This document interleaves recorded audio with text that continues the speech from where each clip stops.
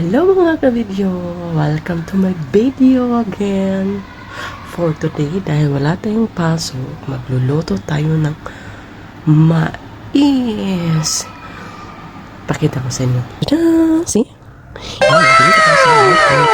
So, ngayon, naglagay ako ng tubig at saka linagyan ko ng kunting asin para medyo hindi naman masyado matabang yung corn natin. Kaya let's go, lulutuin na natin to sa rice cooker kasi madali lang naman to maluto.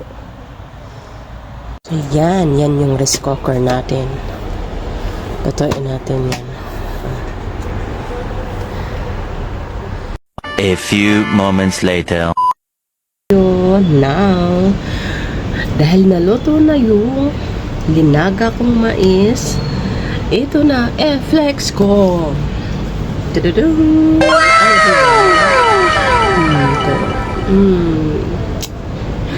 mind sa itsura ko mga ka-video ha, dahil hindi pa ako naliligo. Kaya ako pang maligo, natamad pa ako. Masarap siya, promise. Mabango talaga. Grabe na miss ko to, promise, as in. So let's try. Titikman na natin yung luto natin.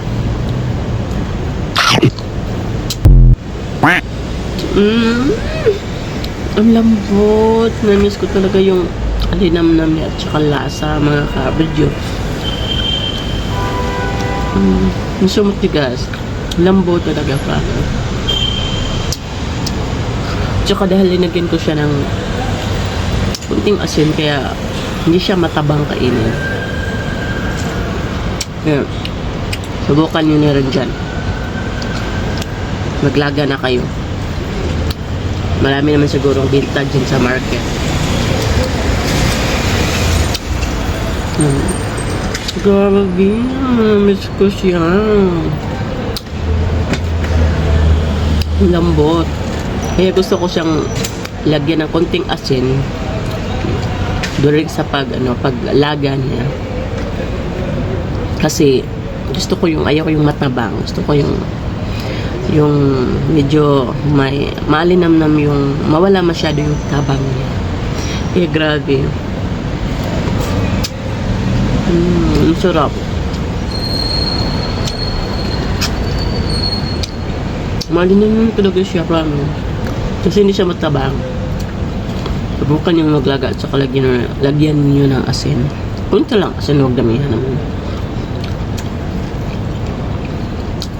Kaya baka may tanim kayo dyan sa nyo, sa mga bakod nyo, kunin nyo na.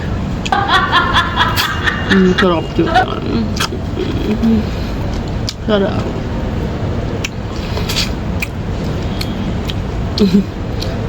Maya maliligo na rin ako. Tingnan nyo, naninigas na yung buhok ko, wala pa akong ligo. Ay, yun lang mga ka-video. Thanks for watching and bye-bye.